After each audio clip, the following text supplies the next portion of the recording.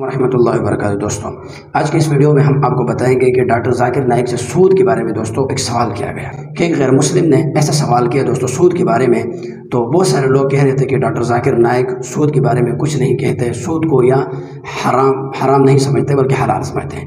تو دوستوں آئیے ہم اس ویڈیو میں دیکھتے ہیں کہ ڈاکٹر ذاکر نائک نے اس اہم سوال کا کون سا اہم جواب دیا جو قرآن اور حدیث کی روشنی میں ہے۔ تو آئیے اس ویڈیو میں دیکھتے ہیں۔ مائک نمبر 1 میں اگر کوئی غیر مسلم بھائی ہو تو میں والنٹیئر حضرات سے گزارش کروں گا کہ وہ ان کو موقع دیں۔ Dilip Kalantri, I am a businessman. میرے کافی مسلم فرینڈس تھے، وہ اکثر کہتے تھے مجھے کہ اسلام میں بیعت سے دھندا مطلب پیسہ لے کے دھندا کرنا غلط ہے۔ مجھے اکثر وچار آتا تھا کہ یہ کیسے ڈیولپمنٹ ہوگا، لیکن آج کا پریزنٹ سینیریو پورے دنیا کا دیکھتے ہوئے ایک ماننا پڑ رہا ہے کہ جس نے اپنا گھر گروی رکھ کے قرض لیا اور پروفٹ جس میں ملتا ہے اس شیئر بازار میں لگایا، ان کا گھر بھی تباہ ہو گیا۔ یہ جو سائنس آج آپ نے بتایا کہ اسلام ایک سائنس ہے، جیسے سائنس کے اوپر بھی کام کرتا ہے، تو یہ جو بات انہوں نے آج کے 1400 سال پہلے اگر کہی ہوگی کہ بیاج لینا غلط ہے، حرام ہے، اس کے پیچھے اس کی کیا فلسفی تھی، یہ میں جاننا چاہوں گا سر۔ بھائی صاحب نے بہت اچھا سوال پوچھا کہ اسلام میں ان کے بہت سے دوست مسلمان دوست کہتے ہیں کہ بیعت لینا حرام ہے، وہ یہ نہیں جانتے تھے کیوں حرام ہے، لیکن ابھی پتہ چلا کہ جو دنیا کی حالت ہے اکنامک میلٹ ڈاؤن میں، وہ جاننا چاہتے ہیں کیوں یہ حرام ہے۔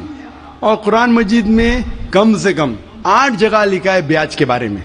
تو بیاج لفظ ہے عربی میں ربا، سورہ نساء میں، سورہ عمران میں، اور کہا گیا ہے سورہ بقرہ میں سورہ نمبر 2 آیت نمبر 278 اور 279 میں کہ آپ بیاج سے دور ہو، اور جو کوئی بیاج سے دور نہیں ہوگا اللہ اور اللہ کے رسول ان پر اعلان جنگ کریں گے۔ بیاج اتنی بری بات ہے، گناہ کبیرہ ہے، اور گناہ کبیرہ میں امام الذہبی نے اسے 11ویں نمبر پہ رکھا، 70 گناہ کبیرہ میں 11ویں نمبر پہ رکھا۔ بھائی صاحب پوچھے کیوں برا ہے؟ کیونکہ بیاج سے امیر آدمی اور امیر ہوتا ہے، غریب آدمی اور غریب بنتا ہے۔ امیر آدمی اور امیر ہوتا ہے، غریب آدمی اور غریب بنتا ہے۔ عام طور پہ آپ جب لون دینے جائیں گے تو غریب آدمی کو لون کا ملتا ہے، تو امیر آدمی بتائے گا میرے پاس یہ میرے پاس وہ ہے، تو اس کو لون ملتا ہے۔ تو امیر اور امیر بنتا ہے، غریب اور غریب بنتا ہے۔ اسی لیے قرآن میں سورہ الحشر میں سورہ نمبر 59 آیت نمبر 7 میں اللہ فرماتے کہ زکوٰۃ دو تاکہ دولت انسانوں کے بیچ گھومے، صرف امیروں میں نہیں رہے۔ اور بیاج سے کیا ہوتا ہے؟ ان اسلامک فلسفی ہم کہتے ہیں پروفٹ اینڈ لاس شیئرنگ، منافع اور نقصان کو ہم بانٹیں گے۔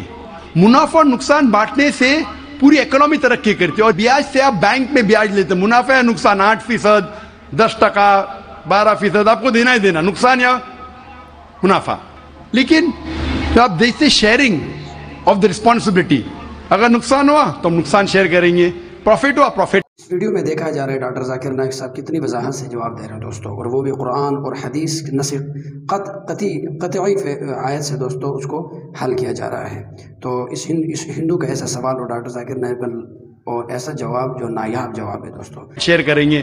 بیاج میں کیا ہوتا ہے؟ مثال کے طور پہ بینک میں، میں ایک لمبی تقریر دے چکا ہوں اس پہ، ابھی وقت نہیں ہے، صرف یہ بولوں گا کہ بیاج میں کیا ہوتا ہے۔ مثال کے طور پہ بینک اے کے پاس سپوز 100 روپیہ ہے، وہ بینک بی کو 10 روپیہ رکھ کے 90 روپیہ دیتی ہے بینک بی کو، بینک بی اس میں سے 9 روپیہ رکھتا ہے، باقی کا 90% دیتا ہے بینک سی کو، بینک سی 10% رکھتی، 90% رکھتی ڈی کو، ڈی دیتا ای کو۔ تو لوگ کہتے ہیں مارکیٹ میں ہزاروں روپیے ہے کتنے؟ 100 روپیہ۔ تو آج کی تحقیق کہتے ہیں مارکیٹ میں فلوٹ ہو رہا ہے $6 ٹریلین، ہے تو کچھ نہیں، بہت کم فلوٹ ہو رہا ہے $6 ٹریلین۔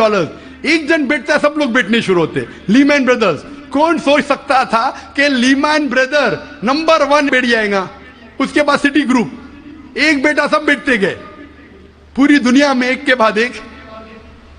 تو کیونکہ it doesn't improve the society. Islamic way کے اندر جانچ پڑتال ہوتی کس کو لون دینا کس کو نہیں دینا، پروفٹ اینڈ لاس شیئرنگ ہے۔ سن 1980 میں بینک فنڈ کرتی تھی گیملنگ دن کو، شراب کھانے کو، کامن ہو گیا۔ اس کے بارے میں اگر تقریر میری سنیں گے، interest free economy promulgated by the Quran, ربا کس طریقے سے حرام ہے، اس کے اوپر تقریر میں نے کی ہے. اگر وہ سنیں گے اس میں اور ڈیٹیل میں تذکرہ کر رہا ہوں کیوں انٹرسٹ حرام ہے. لیکن ان شارٹ کتنی وضاحت سے دوستو ان نے جواب دیا، اور سود کے بارے میں ایسا کہا کہ چاہے مسلمان ہو غیر مسلم ہو. لیکن دوستو اصل میں جو آج کل ہمیں ناکامی ہوتی ہے یہ سود کو حلال پیش کرنے کے لیے ہوتی ہے. اور جیسے ڈاکٹر صاحب نے کہا کہ قرآن میں باقاعدہ اللہ تعالیٰ نے ایک صورت میں آیت میں بتایا کہ سود لینے والے اللہ اور اللہ کے رسول سے براہ راست جنگ کرتے ہیں. دوستو اگر یہ ویڈیو آپ کو اچھی لگی ہے تو ہمارے چینل کو سبسکرائب کیجیے گا، لائک کیجیے گا، کمنٹ باکس میں اپنے رائے کا اظہار کیجیے گا. السلام.